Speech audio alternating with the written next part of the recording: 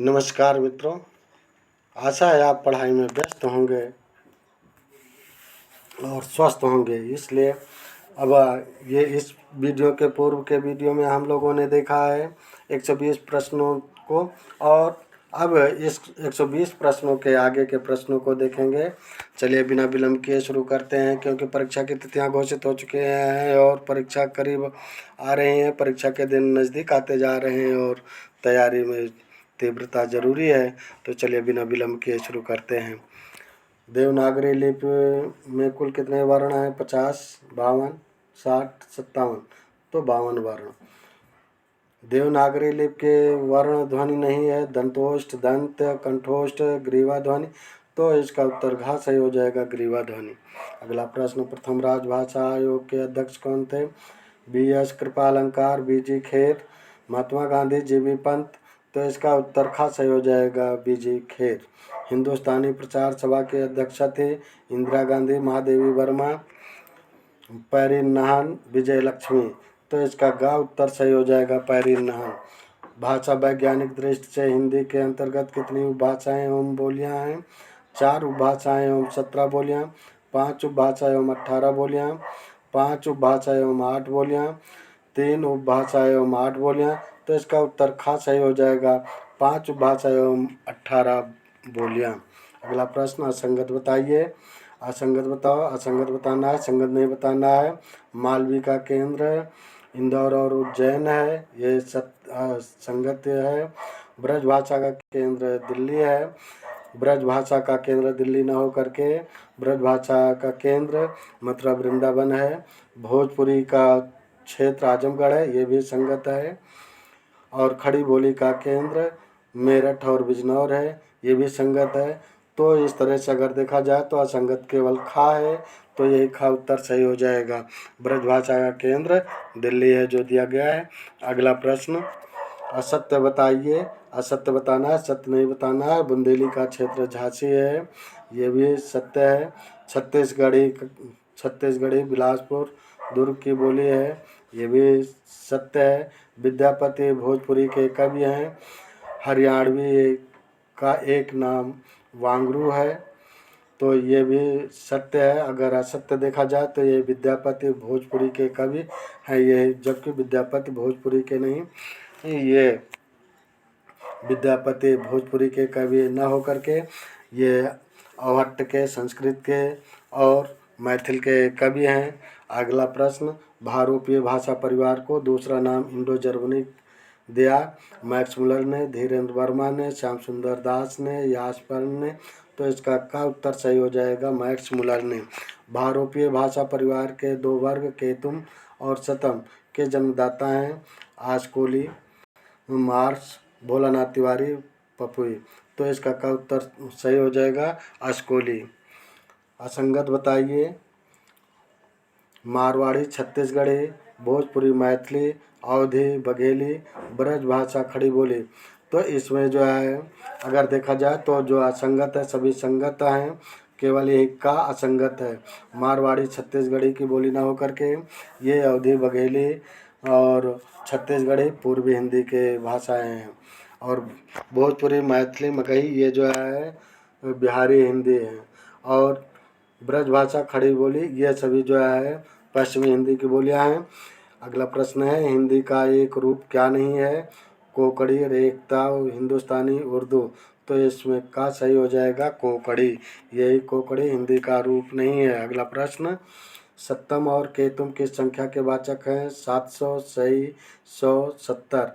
तो यही 100 उत्तर हो जाएगा। नेपाली की लिपि है कैथी, ब्राह्मी, गुरुमुखी, देवनागरी। तो नेपाली की लिपि हो जाएगी देवनागरी लिपि। अगला प्रश्न, प्राकृत भाषा का अर्थ है प्राकृतिक, असभ्य समाज की भाषा, गांव की भाषा, संस्कृत के बाद की भाषा। तो यही उत्तर घ सही हो जाएगा, संस्कृत के बाद की भाषा। अगला प्रश्न, भारतीय आर्य भाषा और हिंदी पुस्तक के लेखक हैं किशोरीदास, श्याम सुंदर दास, जेसुआ केटलर, सुनीत कुमार चटर्जी।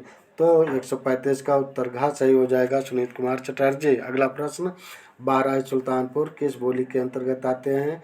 गढ़वाली, अवधी, वांगरू, छत्तीसगढ़ी।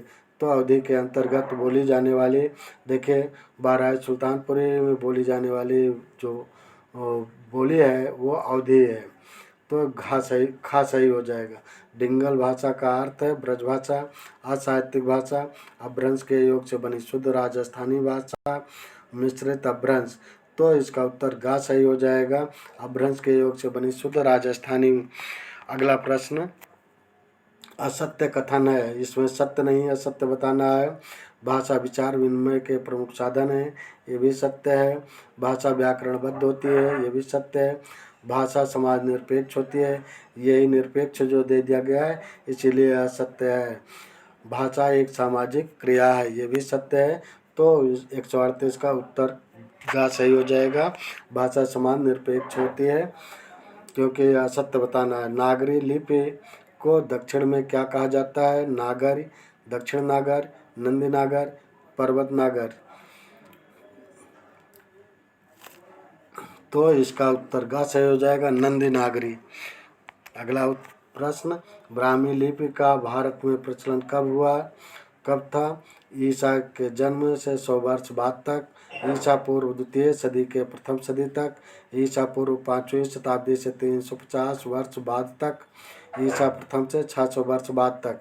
तो इसका उत्तर गा सही हो जाएगा, ईसा पूर्व 5वीं शताब्दी से 350 वर्ष बाद तक। अगला प्रश्न, प्रारंभ में देवनागरी लिपि की एक प्रमुख विशेषता कौन सी थी?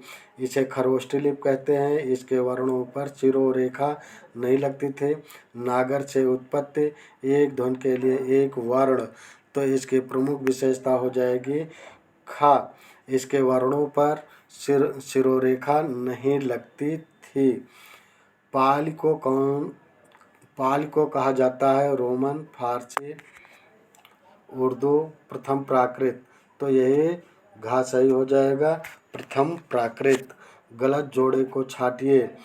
पाहुड़ दोहा राम सिंह, वर्ण रत्नाकर दामोदर शर्मा, शब्दानुशासन हेमचंद्र, कीर्तिलता विद्यापति।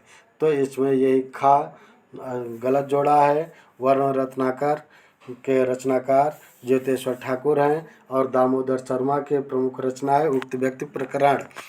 अपभ्रंश भाषा की एक प्रमुख विशेषता कौन सी है? अलंकारों की बहुलता, संस्कृत का गहरा प्रभाव, उच्चारण में आसानी, वर्णों की द्वुत प्रवृत्ति। तो इसका घा उत्तर सही हो जाएगा, वर्णों की द्वुत प्रवृत्ति। अगला प्रश्न, राष्ट्रभाषा हिंदी के संबंध में कौन सा कथन गलत है? यह देश की भावात्मक एकता बनाए रखने में अक्षम है, यही गलत है, यही कथन गलत है। अक्षम नहीं सक्षम है। लेकिन अगले विकल्पों को भी पढ़ लेते हैं। या नए शब्दों के निर्माण की क्षमता वाली है, ये भी सही यानी सत्य कथन है। इसकी लिपि देवनागरी है, इसके शब्द संपदा बड़ी है। तो इस तरह से 145 का उत्तर का सही हो जाएगा, क्योंकि यही गलत कथन है। अगला प्रश्न, भारतीय संविधान में हिंदी भाषा के बारे में लिखा गया है, हिंदी विदेशी भाषा है, हिंदी राजभाषा है, हिंदी राष्ट्रभाषा है, हिंदी जनभाषा है। तो इसका उत्तर खा सही हो जाएगा, हिंदी राजभाषा है। हिंदी को राष्ट्रभाषा घोषित करने के अहिंदी भाषी प्रस्तावक का क्या नाम था? गोपाल स्वामी अयंगर, मोहम्मद अली जिन्ना, महात्मा गांधी, पटौदी। तो इसका उत्तर का सही हो जाएगा, गोपाल स्वामी अयंगर। अगला प्रश्न, भाषा विज्ञान में भाषा के किन अंगों का अध्ययन किया जाता है? सिर्फ वैज्ञानिक अंगों का, उच्चारित अंगों का, विविध अंगों का, ध्वनियों का अध्ययन किया जाता है? तो इसका उत्तर गा सही हो जाएगा, विविध अंगों का। हिंदी साहित्य सम्मेलन के प्रथम अध्यक्ष कौन थे? तोताराम, मदन मोहन मालवीय, महावीर प्रसाद द्विवेदी, रामचंद्र शुक्ल। तो इसका उत्तर खा सही हो जाएगा, मदन मोहन मालवीय। अगला प्रश्न, सर जॉन गिलक्राइस्ट ने खड़ी बोली को क्या नाम दिया? विकृत भाषा, टकसाली भाषा, कौरवी भाषा, परिमार्जित भाषा। खा उत्तर सही हो जाएगा, टकसाली भाषा। अगला प्रश्न, राष्ट्रभाषा के प्रचार समिति के प्रथम अध्यक्ष का क्या नाम था? लल्लूलाल, राधा कृष्णदास, राजेंद्र प्रसाद, प्रेमचंद। तो इसका ग उत्तर सही हो जाएगा, राजेंद्र प्रसाद। हिंदी प्रचार सभा के स्थापना किसने की थी? राधा कृष्णदास, महात्मा गांधी, श्री राजगोपालाचारी, प्रेमचंद, तो इसका उत्तर गा सही हो जाएगा, श्री राजगोपालाचारी। अगला प्रश्न, अवधी भाषा का संबंध पाल के मानने वाले प्रथम विद्वान हैं। महावीर प्रसाद द्विवेदी, बाबू राम सक्सेना, ग्रेयर्सन, आचार्य रामचंद्र शुक्ल। तो इसका उत्तर खा सही हो जाएगा, बाबू राम सक्सेना। अवधि शब्द का सर्वप्रथम प्रयोग किसने किया था? अमीर खुसरो, सूरदास, तुलसीदास, जयसे। तो इसका उत्तर का सही हो जाएगा, अमीर खुसरो। पहली ईस्वी से 500 ईस्वी तक की भाषा को कहा जाता है अपभ्रंश, प्राकृत, पाली, हिंदी। तो इसका उत्तर हो जाएगा प्राकृत, यानी 155 का खा सही हो जाएगा। इस वीडियो में इतना ही। वीडियो को लाइक करें, शेयर करें, चैनल पर नए हैं तो सब्सक्राइब करें। सब्सक्राइब करने के बाद बेल आइकन ज़रूर प्रेस कर दें, ताकि जैसे ही मेरी वीडियो अपलोड हो उसकी नोटिफिकेशन तुरंत आपके मोबाइल पर पहुंच जाए और आप मेरी वीडियो सबसे पहले देख सकें। जय हिंद, जय भारत।